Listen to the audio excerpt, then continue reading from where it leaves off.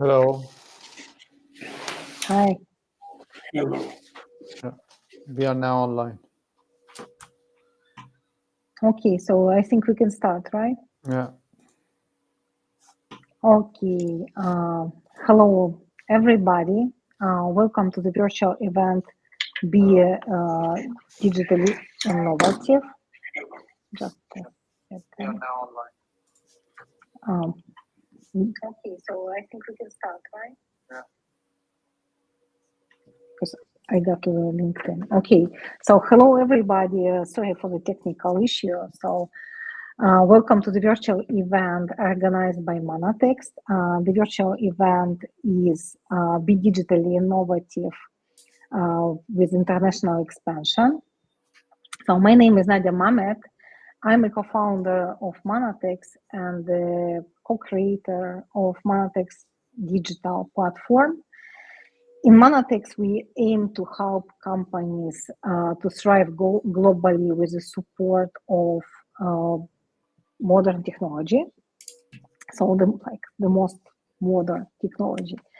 The idea behind the webinar was to bring everybody interested in the topic, like expert managers, international business development consultants, innovators, of course, also international business academics, and even international business students together under the same roof to discuss the most modern tools that can help business scale up internationally.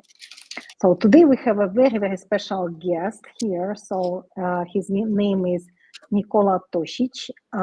He's a co-founder of Open Innovation Platform, and he's going to share with us his knowledge and expertise and case studies. Okay. So here's the content of the webinar. So, but this webinar will start with my colleagues and Madiar's and my presentation. So what is this all about? So let me tell you, please. So what is this innovation topic is about? So why on earth? So this is applicable to like your expert or your international business routine, so very often, so what we all care about is, okay, please come to us and, we will sell you. So we have a great product, we can trade, we can send it over the world. So all I need, you know what I mean? So is to find a good, reliable importer somewhere in the world and some good importer client. So then I will sell to this client at the export price basis, and probably I forget about it. And then I sell to a different client in the different location, and then I forget it. But there is one problem here. We are not in the 20th century anymore. So we are very much in the 21st century, in the year 2024. And the things now are very different. So, and you know what I mean, especially in the last 5 years, since the moment we all as a humanity faced global pandemic. So I think you would agree with me that at this point, nobody wants to do laundry manually. So you don't want to wash your clothes with your hands. You have a washing machine for that.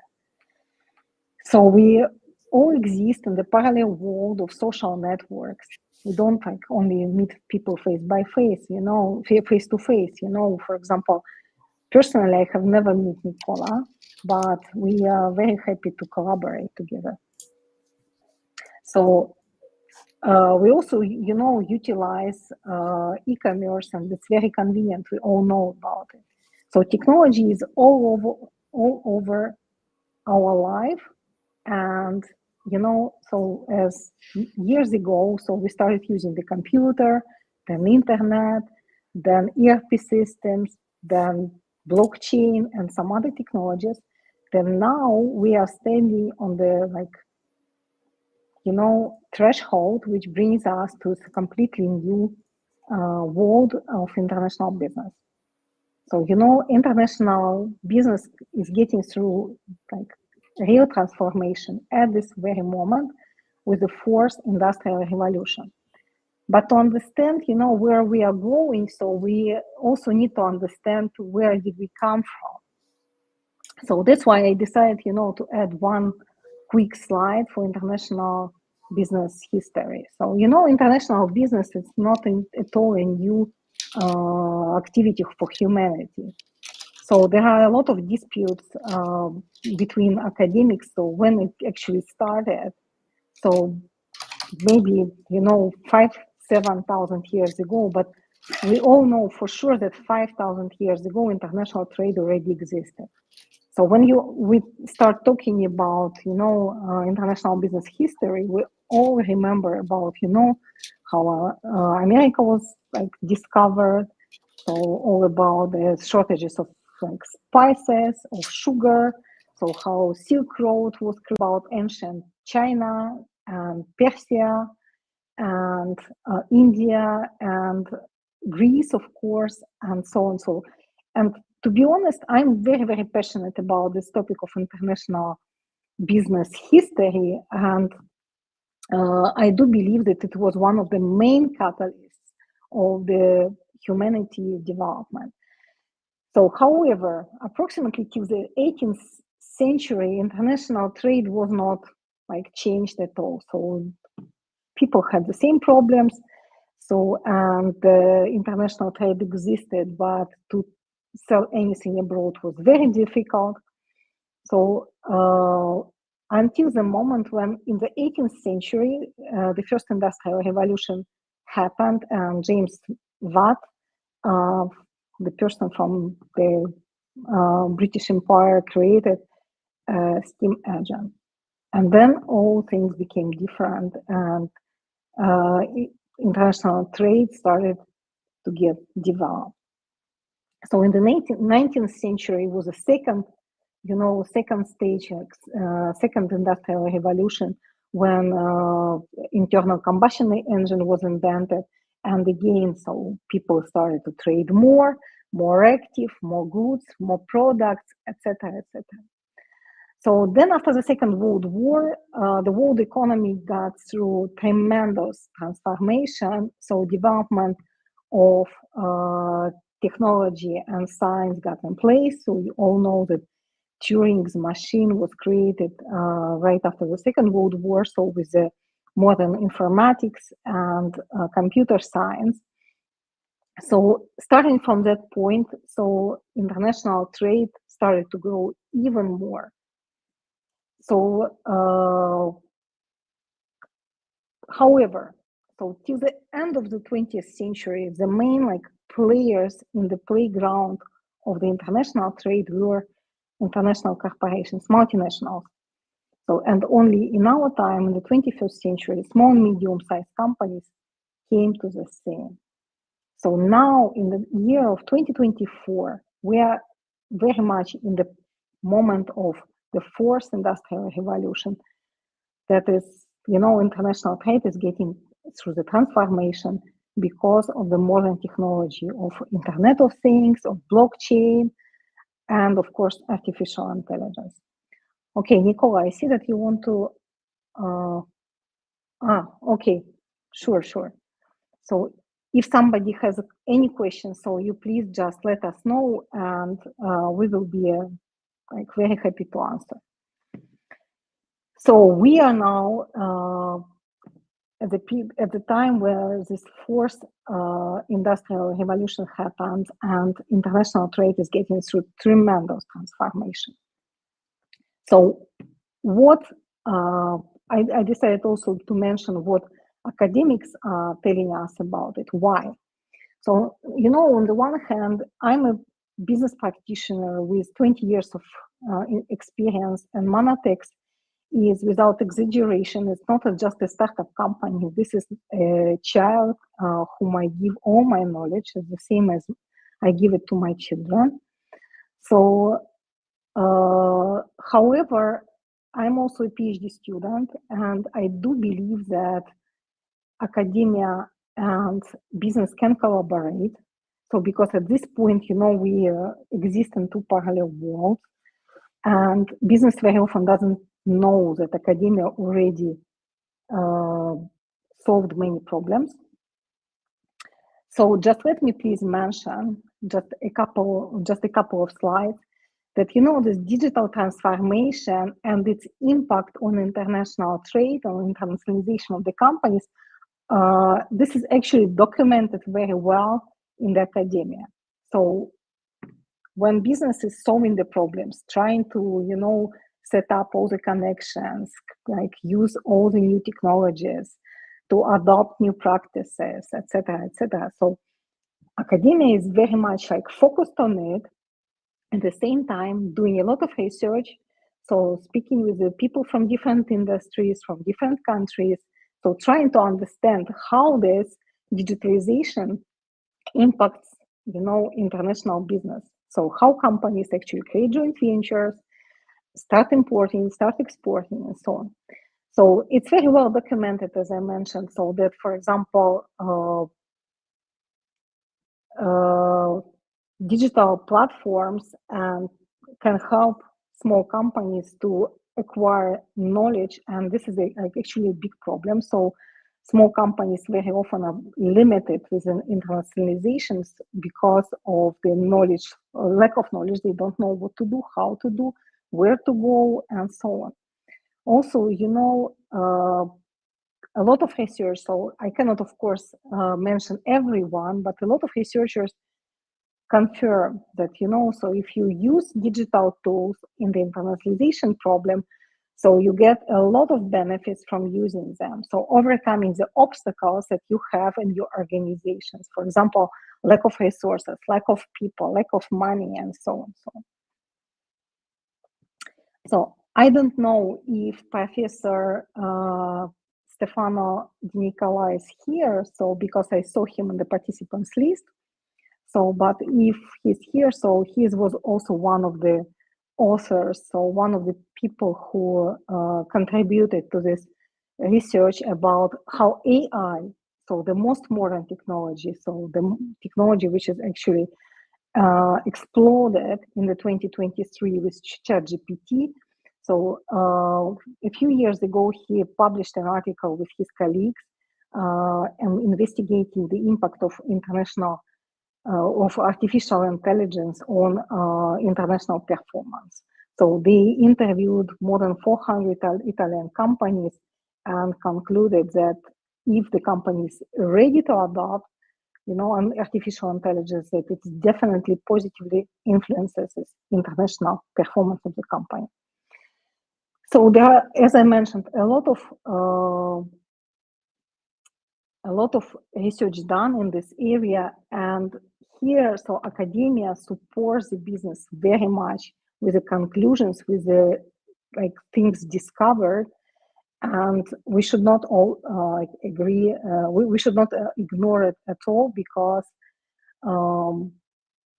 we can learn from this. Also, academia, of course, is as I mentioned, a different world, and the academic editors often emphasize that they are mostly interested in this theory, but still managerial implications are in place in most of the articles, and as practitioners, we can learn from it. So here I have to give my word to my colleague Madhyar, who is a great practitioner, also an innovator. He's a patent owner, and the person who his whole professional life follows both his passions to innovation and international business. And same as me, so he gives all his knowledge to the platform Monotex Digital. And today he will also share information that he has about different platforms. Thank you, Nadia. You're always speaking highly of me, and I'm just passionate of innovation and digital innovation. And as a consultant and export manager, I have worked in export industry and sector for many years. So Monotex is really a fruit and child of my years of working in both innovation and also in international business development. I'm just going to give you some, real life examples of how we can use digitally innovative, tools in international expansion. But what it means, really, digital innovation. The first thing comes to mind is that when we use these technologies, to improve our business, enhance consumers' experience, and drive growth. This is the application of this digital innovation and tools. If you are an export manager, this means to you to have a better market insight and more effective market entry solution. If you work as international business development manager, it can be translated to identifying growth opportunities more swiftly. And for innovation managers, these technologies provide the means to test and implement innovative ideas quickly and efficiently from different parts of the world. And one example could be this kind of open innovation tools.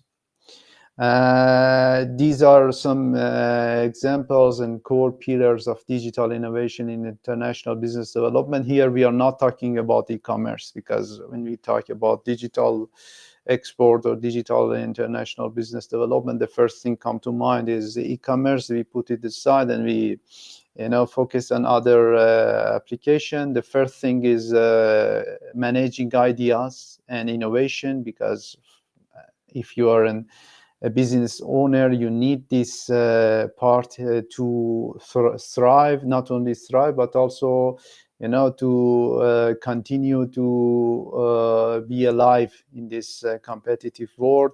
Imagine a European tech firm also can use these digital tools to collect and feedback ideas, feedbacks from American consumer. Without this digital innovative tool, this wasn't at all possible. This wouldn't possible at all. The another example could be navigating complex regulation efficiently, because as an exporter, you have different, you need to comply with different regulation in different countries. I have an example here. It's in cosmetic industry, the Good Face project, that thanks to this AI-based tool, you can quickly verify compliance and regulation across multiple countries, instead of spending days manually checking each countries or hiring people to do this. It can help you with this tool. Another example, it's our very tool, Monotex, to help you make better decision and build effective market entry solutions. These kind of tools, similar to Monotex, also use advanced algorithm to match your company's DNA with the most promising international market, and also suggest various market entry strategies to you, and provide you with a lot of practical templates or reports that you need. So because you don't have time and money to order a lot of market research and then read all of them and then make decision, this tool will summarize everything for you and just give you the results, so then you can quickly and efficiently make decision. Another example is understanding local clients' needs when you're exporting something from, for example, Europe to Latin America. It's not easy to understand local client needs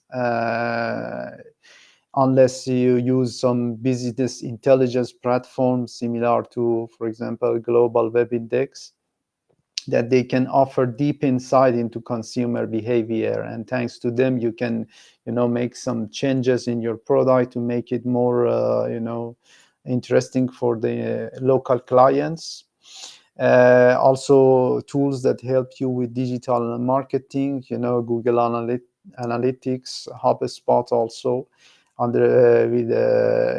you to optimize, the different international audience engage with your brand online. Another example is the competition. If you would like to, stay ahead of our competition, then you can use the tools similar to Crunchbase that provide real-time data on industry trend and competitor activities. Imagine without this kind of tools, how it would be difficult, to find all this information. But this tool will find it, clean the data, and provide you with some analytics so that you can make clear decision for your international expansion. And the last one that after me, my colleague Nicola will talk about this tool is open innovation platform, which is very important because through this kind of tools, you can involve different players and external partners in different local markets, for example, local expert, local distributor, or consumers, to co-create solutions that help you to better serve these local markets. So this is, you see, there are still a lot of other applications and different benefits that these digital innovative tools can bring to your business. And as my colleague Nadia explained it very well, we don't, it's not possible to wash our clothes by hand any longer. And so soon I see that we already started using these digital innovative tools, but soon we cannot live without them. So I ask my colleague Nicola also to bring you this interesting topic and subject of open innovation and the connection of between open innovation and international business development. Please, Nicola. Hello, do I have the mic? Yeah. Hello, everybody. Thank you, Magyar and Nadia, for inviting me. Always like to do webinars. Okay, let me share the screen. I have to figure it out. Here it goes. Hope everybody can see the screen, yeah? Okay, awesome. Yeah, that's it. So, I don't like to just talk, so if anybody has questions, I'm looking at the screen from LinkedIn. You can just ask them there, interrupt me at any moment. So I really hope this is like more of a discussion, debate, and I react very well to questions. So feel free to interrupt me at any moment. Okay. So I'm going to talk about using open innovation in export. And let me just, I'm going to shorten this, say very quickly who I am and what we do. So my name is Nikola Tosic. I consider myself an expert in open innovation. I don't know what it is. Actually, we are working on that. It's a new thing, but yes, I think we are experts. So we have 25 years of marketing, sales, design, product design experience, 5 years of experience in open innovation with our own platform. We have our own software, our own platform in Italy, also internationally. Many projects case studies that have been going on for years. We published case studies academically. We've been to conferences. We had good press, like Il Sole 24 Ore in Italy is fancy, is well respected. And we work with some big brands, so they let us do the projects, which I think is very important. But there is always more to do. It's like we want to do more. So that's why, let's say, if what is a real definition of an expert, I think is going to be seen in the next 10 years. So anyway, this is what I wanted to ask you. So these are the two main feelings, as Nadia was talking before, about the development of international trade. So the way we see it is that before, brands and salespeople and companies were coming to everybody and saying, "Hey, I'm the best. Buy from me, I'm better than everybody else. I'm gonna just bombard you with this message until you do what I want, So, and the customers and the clients were just like, okay, they can just be passive consumers, they can submit to this, also distributors, they don't have a lot of say. Maybe sometimes as they build the relationship, they can complain or ask for something, but in general, it's mostly a one-way relationship, and keep in mind that we do marketing and sales consulting for a lot of companies as well. And this is the unfortunate reality of like distributing globally, So what we wanted to create is the alternative where there is a much more dialogue. So this is even before the idea of open innovation, So this is what attracts us to open innovation, because we think there is a need for more dialogue, and it's just like bombarding people always with this, like, we are great, buy from us message. There is a limit how much you can do that, and the more you do it, the more it costs, the less efficient it is, etc., etc. And so, essence of open innovation is this image, this feeling where you're like, okay, let's build something together that works on your market. Let's create together. So to understand open innovation, you really need to understand that essential feeling. If you have trouble with this feeling, if you don't feel comfortable working with other people and creating, in the process of distribution or going to other markets, then open innovation is going to feel always very technical and academic. It's not going to really be in the heart of your work, and really working with clients, sometimes it takes years for them to like, click, and they get it. Okay. And they call us like, finally, I get it. This is a great feeling. I want to create this feeling with my clients, partners, distributors, everybody around the world, but it takes time to get into it, to switch from that, I'm the best, buy from me, I just need you to sell or buy my stuff, to let's work together and build something together, So that feeling is always very important, but it might take some time to develop it, So in more details, open innovation is about a company asking a question publicly, or to some extent publicly, to some people outside that company, asking a question like, can you, this is my problem, can you solve it for me? Like, I need help, and then, they promote that question. They have to somehow, formulate it, write it, put some images, videos, whatever. They have to share it with as many people they want, could be 1 million people, could be 10 people, could be companies, experts, whoever. And then they get an innovation. They get a suggestion how to solve that problem. So there could be 1 million options in this, but this is the basic structure. So you have a question, you're asking someone outside the company, and these people are sending you a suggestion, so that's what you want. You want to have those couple of steps.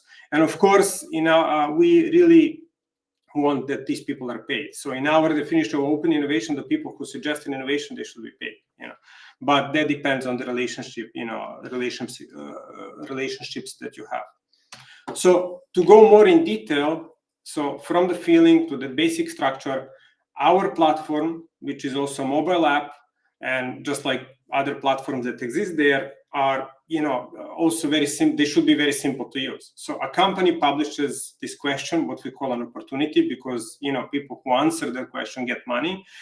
You can put QR codes everywhere. Some of our clients put QR codes on products. They put it on posters in sales locations, retail, etc. People who see that, people who use the products, or maybe their partners, distributors, they see it on a newsletter, etc. They submit an idea, they register and submit an idea. Company sees that in their own system. They can see those ideas and they can rate them. They can do whatever they want. They can click a button and say, this is a good idea, I'm going to reward it, which means they accept it, and then, the user, the innovator person sending that idea gets money, and then the product is improved, So it basically goes, what we like is when it goes from publishing a question to actually improving a product. And that happens for us. And it's like an amazing thing, So obviously your product needs to be flexible enough to do that. And I don't know how often you make products, you do iterations, but we've seen that happen often, and it's great. It's a great feeling, and this is what we want. And it's most beautiful when it happens randomly, when you're not asking people but you really just publish it online and you get someone randomly and they improve your product, and it's like 10 out of 10. And also the rewards can be like 50 euros, could be 50,000 euros. It's up to you, depending what kind of a problem is solved. Okay, so saying that we go from a feeling to kind of structure, and you see that you do it with an app, because app allows you to access anybody in the world easily. So for example, if your product is used in construction sites all over the world, you can only do it with an app.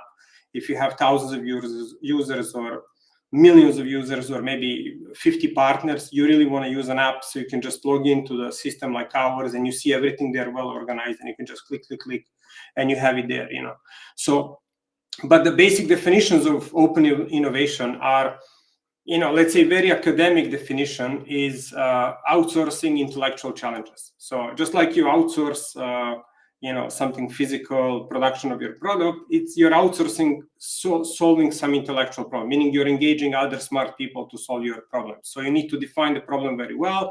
They need to send you a comprehensive solution, and you have to pay them in some way, So that's kind of like a very essential definition that I like. A more simple definition for my kids is like you're asking others to help you, and people like to help. It's really nice, when someone says, well, I need your help, can you help me out? And they actually help you. That's a great relationship. So you're putting people in a cooperative situation, which is what people like. And they're not there just to like listen to you or buy from you. You're not like a god or something, but you're there going to their level and asking to work with them, which is great for international relationship, And another important aspect is that everybody's using all these TikTok, Instagram, LinkedIn, website, portal, newsletter. All these things are used by everybody. And when you're on these platforms, everything looks the same, And with open innovation, it's much more unique, very different, much more attuned to what you're doing. So you can customize it, because you're not sharing photos and again saying the same thing and trying to look like, I don't know, Kim Kardashian, but it's really much more for B2B. It's much for engineering. It can be adjusted a lot to all these things. And it's really talking about the actual problem. It's not just looking, So it's a great way also to just communicate to people, It's a great interaction. So people telling you how to make a product better, or it could be a service as well or anything, is as important as buying. People really love, that means they really care and they know your product. So that's a big plus. Another benefit of open innovation, because you have to use a platform, you have to have some processes. So you're formalizing your innovation process, which is great. Meaning your innovation is not like a random black box thing happening here and there, but you actually have a process, which is always great if you are, you want to have your company more organized, you want to know what's going on, etc. And the main metric for open innovation is that you're improving products. So it's not visits, it's not sales. I mean, it's great if you improve visits and sales and stuff, but open innovation is when you improve products. That's the goal. So it could be done with one idea. You don't need millions of ideas. You get one idea and you improve the product. That's great. It's a success. You don't need these vanity metrics. You don't need revenue metrics. You need to improve the product. Open innovation is a great tool for marketing and sales. I'm just saying it's a different thing. So it has its own metrics. It can help. Each three can help each other: innovation, marketing, sales. And of course, it's always a digital solution. Like I cannot imagine. I had people ask me, "Well, Nicola, can I just use like a forum? Can I use email?" Yeah, good luck. Like after 3 emails, you're done. I mean, it's impossible. I always answer, "Well, you can also send photos by email, but Instagram is kind of easier for that, and stuff like that." So. I mean, it's just you have to use a digital platform because it allows everybody to access your content, your opportunities from anywhere in the world, basically, very easily. And the less you control it, the more it's open, the more you're going to get random things, which is what you want. You want some guy you never knew about to actually to care about your product and to engage you, which is a great thing, Okay, any questions? Nothing. Okay, let me just scroll. Okay, I'm just going to keep on going. Okay, so a new open innovation can boost all of these things. You can improve your promotion. It's a great content to share around, like you can make a video or you can make a webinar like this. You can do anything saying, come on, work with us. This is what we do. So I'm not saying it should be the only thing you talk about, but, you have a webinar on sales, then you can have a webinar with your distributors or a meeting talking about open, let's work together on a product. This is what we do, use that and stuff. So it's a great little thing, little positive thing you can put on everything, like a bit of spice. It's a great way to understand the market, to research the market. It's a great way to sell, to customer service, customer experience. Obviously, it's product design, also service design. You can also innovate your business model. Like, for example, if I saw someone is working with cosmetics, So I imagine cosmetics are maybe hard to adjust for a market. I'm not an expert in cosmetics. Maybe in Africa you need to change colors and stuff, but I think that's quite known, But then you can innovate your business model, how you sell or how you market. You can also ask this. So it's not only about the product, but you can talk to people in a specific country, asking them, hey, I have a great product. Tell me what's the best way to market it in your local market. So that's a good way. Again, it's always that openness about like not having a fear to ask a question. It's like an anti-macho thing, like we all grew up in a business culture where we know you should be very, hard guy, you know everything, don't show your weakness. But here it's opposite. You are actually stronger by having the courage to ask questions that reveal that you don't know some things, but you're actually going to be the fastest brand figuring out how to do these things by asking locals how to help you out. Okay, so another thing, this open, the word innovation, that's why we named our software OpenOS, without the word innovation. Innovation is a word that is liked by engineers and scientists. It's a fancy word. And I saw based on whether key hurdles. I'm gonna finish this slide and answer. So innovation is a fancy word that is liked by, I like it, but it's liked by a certain type of people, more complex products, engineering, technology, etc. But if you talk to marketing people, they're not gonna use that word so much in their own work. They're gonna use the word relationship. So you can just say open relationship is the same thing, If you talk to design people, industrial design people that are more design oriented, they prefer the word design over innovation. Is the same thing, open design. If you talk to people in luxury, I'm trying now to work with like a company making diamond expensive jewelry, just to see. They don't care about the word innovation, but they do care about the word. They care about inspiration. So luxury usually wants to keep their design process closed and controlled by experts, but they do need inspiration. So inspiration is very important for them. So what I'm saying here is that don't get stuck on this word innovation, that it's something related to technology and engineering. The openness is the main word here that can be applied in different aspects of industries, aspects of products, business, anything, And then a very important thing is that what we figured out in the last couple of years is we started first believing there should be like one platform for all, and a couple of other companies did that. And what we figured out is that we have to be very local also with our platforms. So if you're applying open innovation, you need a platform. And our advice is that platform should be localized. It's either your brand platform or a specific industry platform or an industry in a country or a region platform, etc. So our approach is that open innovation platforms should be as common as WordPress blogs. There is like a 200 million or something websites made with WordPress, and we hope that our software can be so easily installed as well. So the idea is maybe not to use a single platform that's for the entire world or an industry, but you can have a platform for like a small town in France or something like that, where local people participate, and that's one of the things that's going to help with distribution.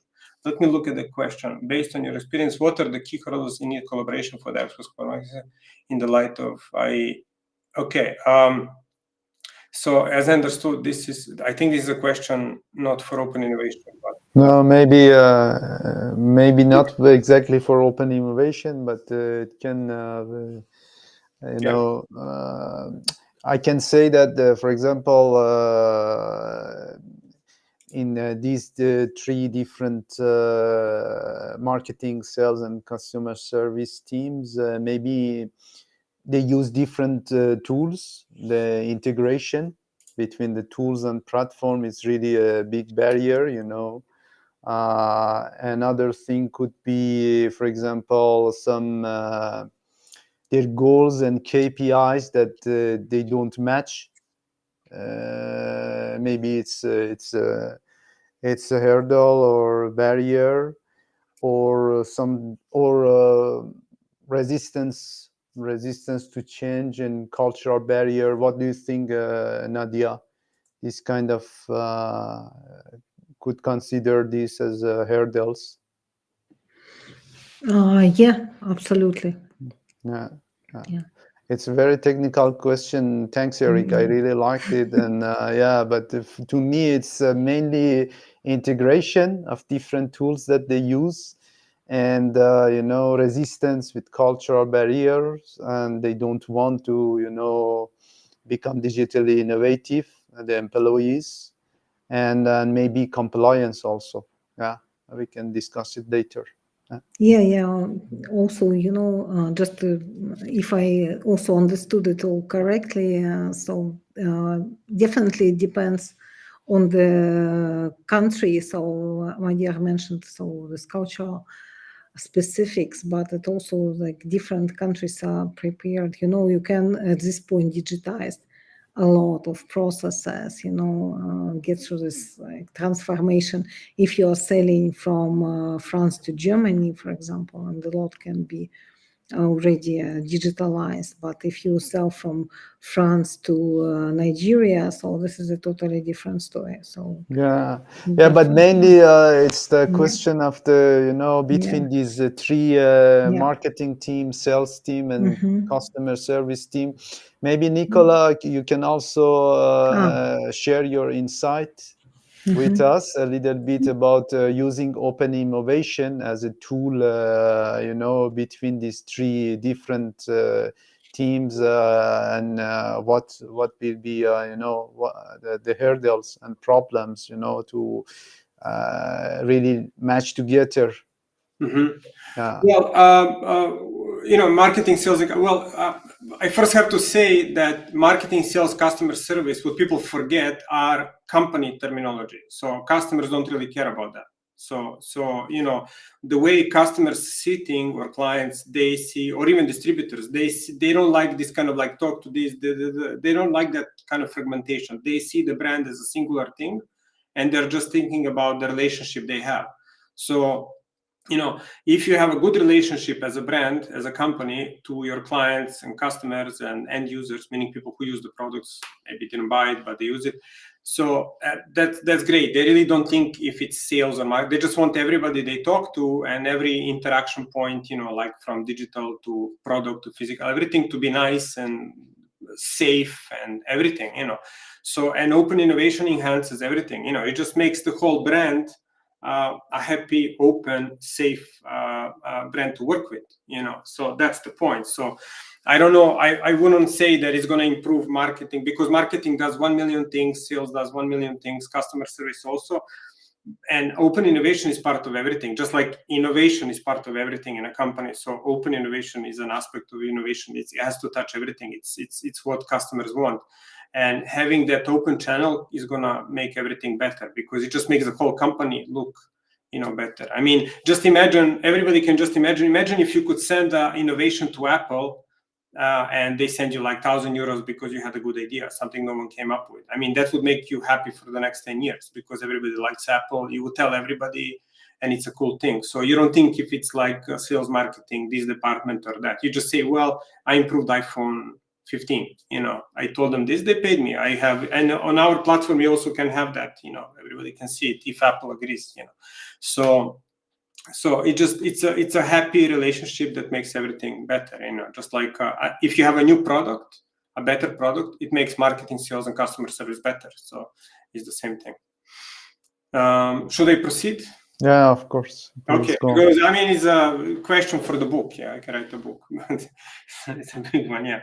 Okay, so as I said, it's important to get that feeling. I want people listening to this webinar to get the feeling, to get under, and then everything, all this other thing is technical. It comes after. If they learn the technical stuff and don't have a feeling of what an open brand is, it's all going to be they're going to keep rejecting it. So anyway, just an overview of what export does. So when you're exporting, you can either be innovative or you can use brute force. This is our experience in like decades of work. So innovative means you figure out some kind of a local innovation on top of your general innovation products.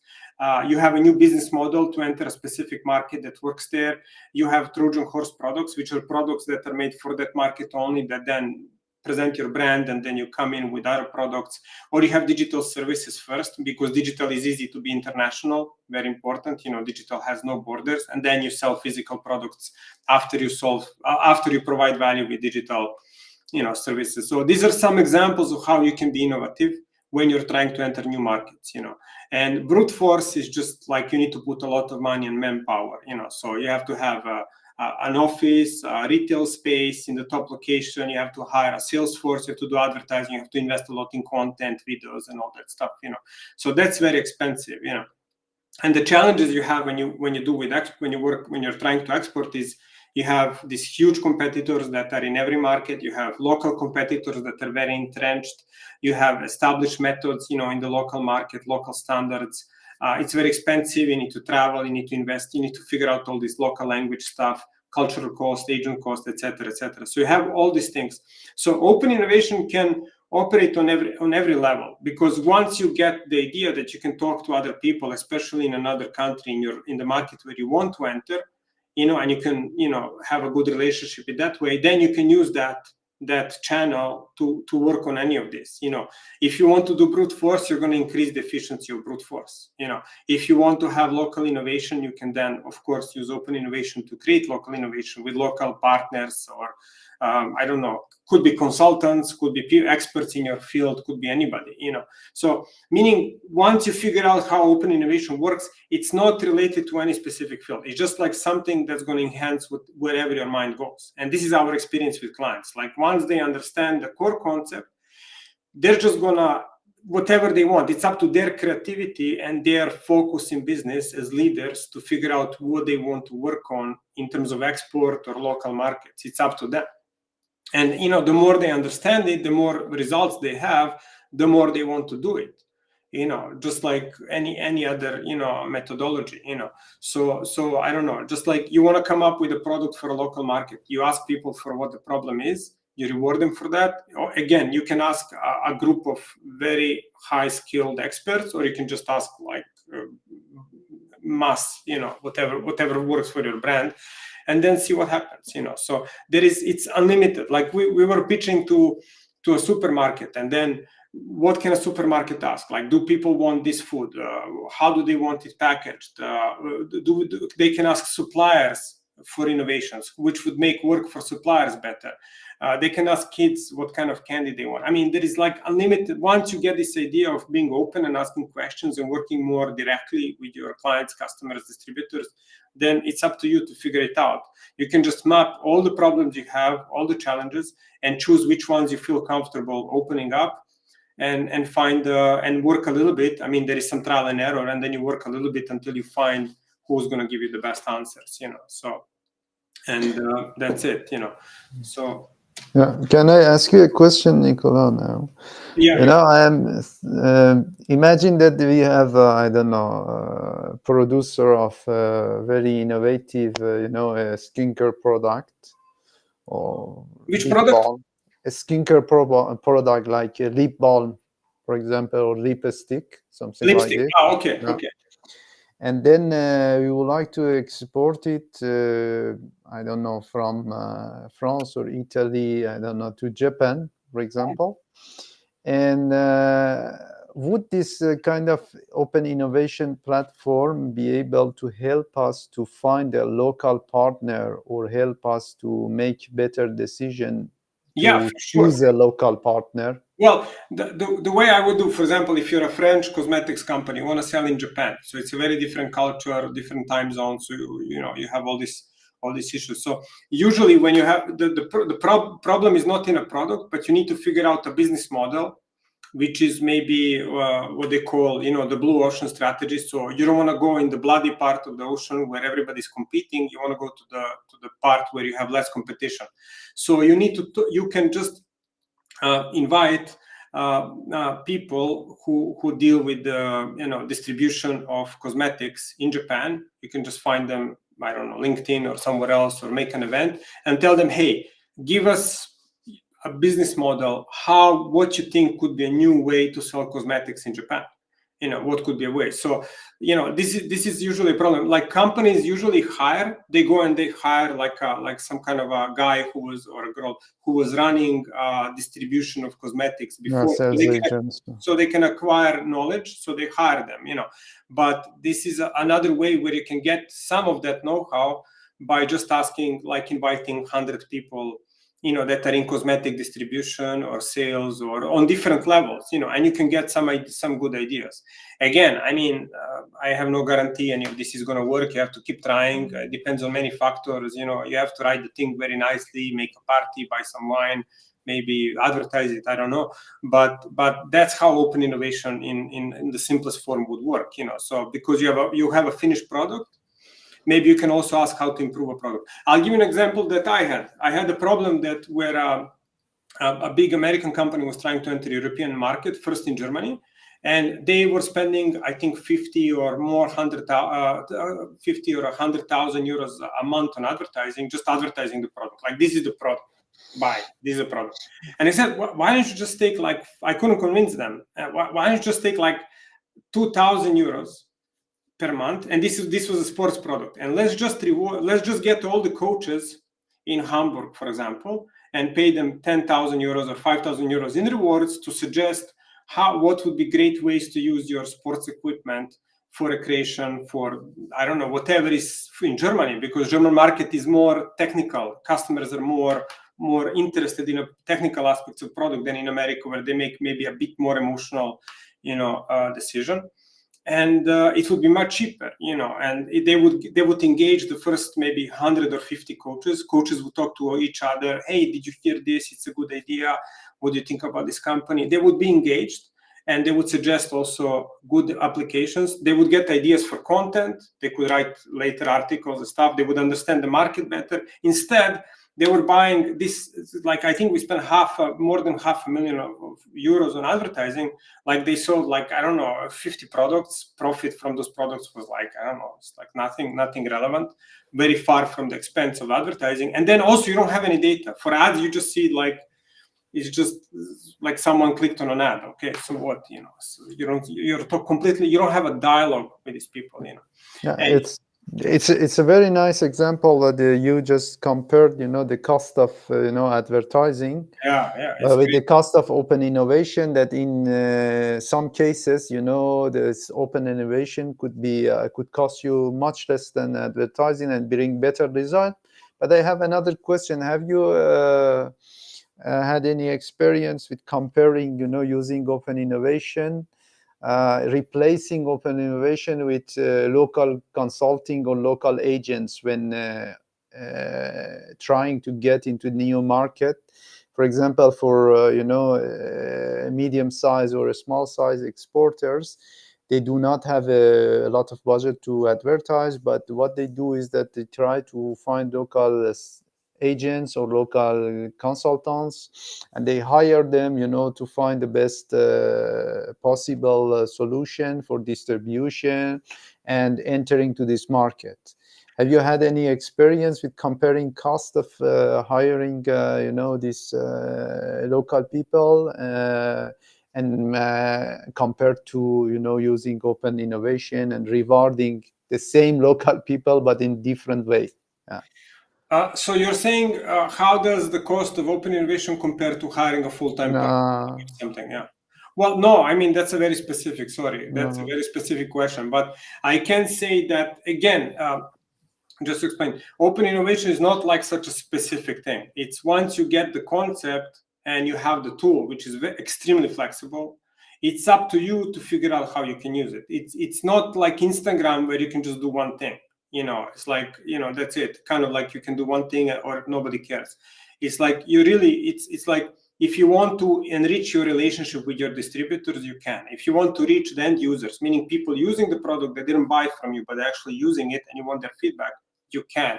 If you want to work with your employees, you can. If you just want to, make everybody happy, just publish it on your billboard and have 10,000 people send you ideas, you can. I mean, it's up to you.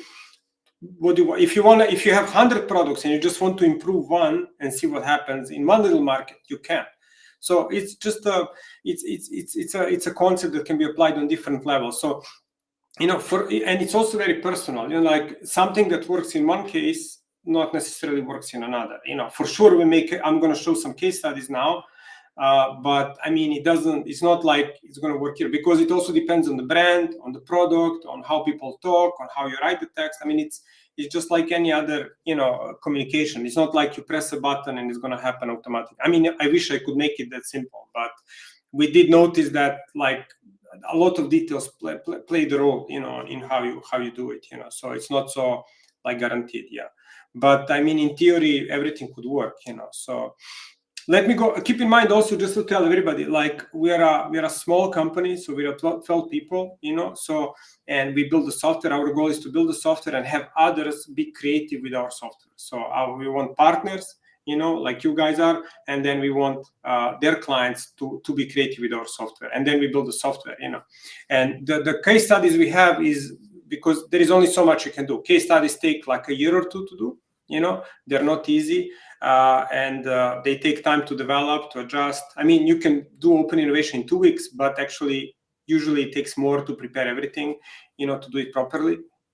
And it's not, we don't have like millions of case studies, I wish we had, for that we would need a network of like thousands of consultants around the world, which I hope we have at some point, but not today. So the case studies we have are limited by our time, because we develop and consult and design and we do all these things. So we mainly do case studies to do research. We do interesting case studies and then we pass it to partners and then they can go to their local markets again, So let me go to the case studies. So maybe there's we are running out of time. Yeah.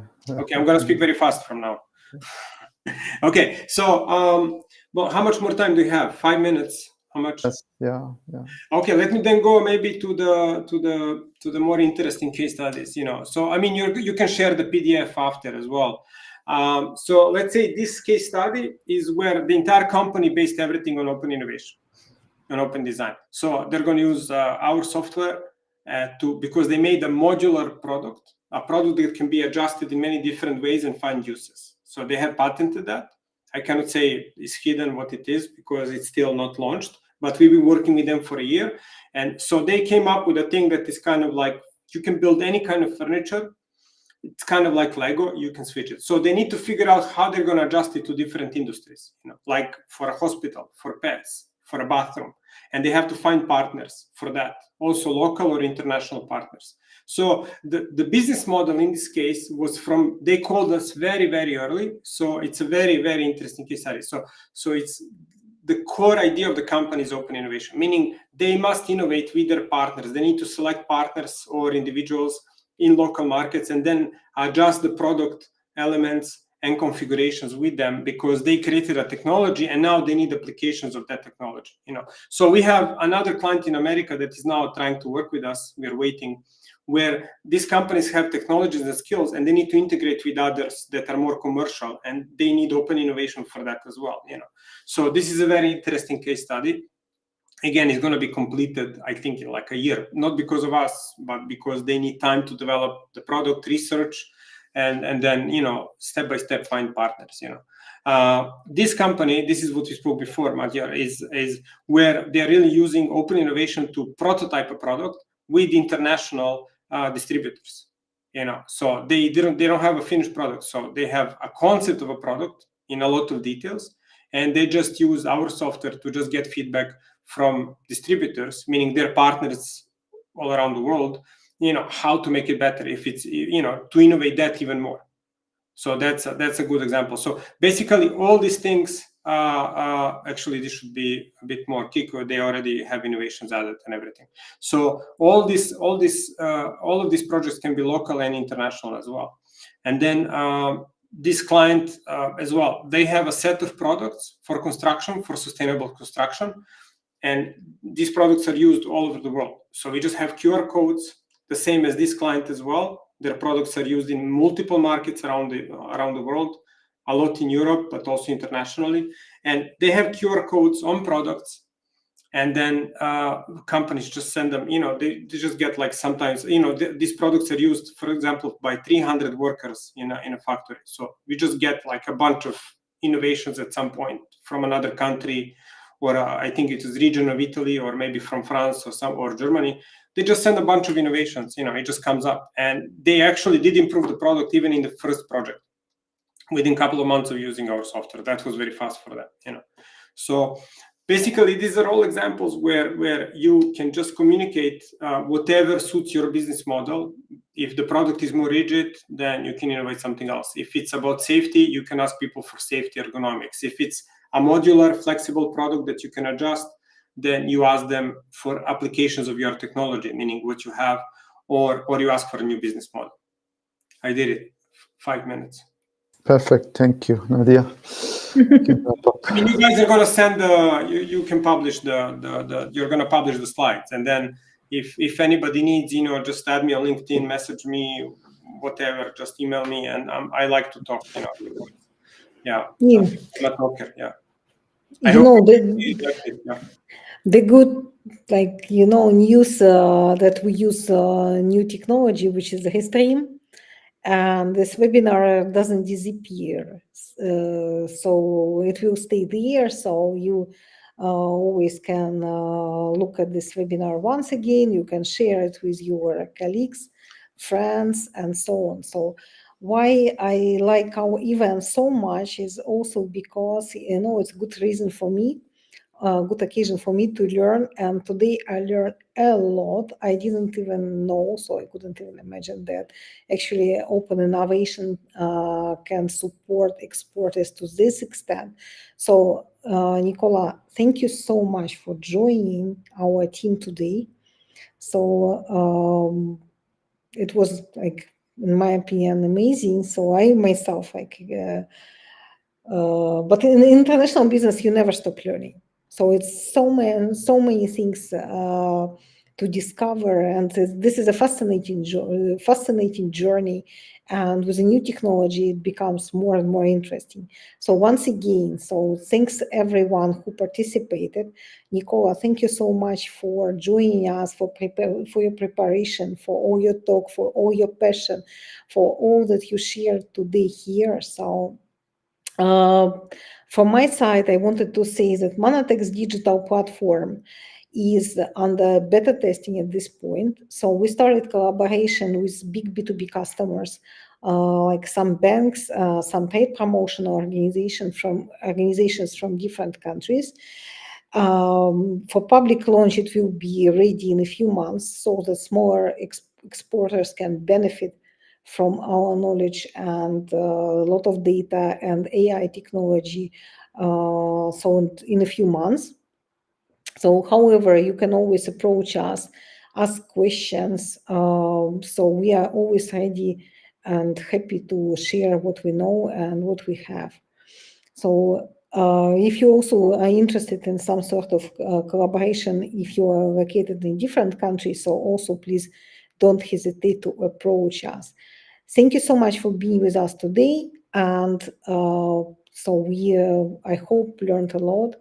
So don't worry, I'm a professor. I can give you a grade, Nicola. So this was 10 out of 10. I don't know. Awesome. Thank you. Merci.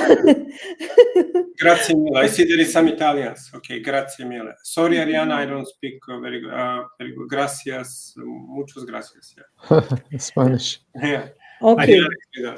So thanks, everyone. Have a wonderful weekend. And don't hesitate to share this webinar with others, because this recording stays on LinkedIn platform and can be observed once and once again. Thank you. Yeah. Bye. Ciao, ciao. Thank you. Bye.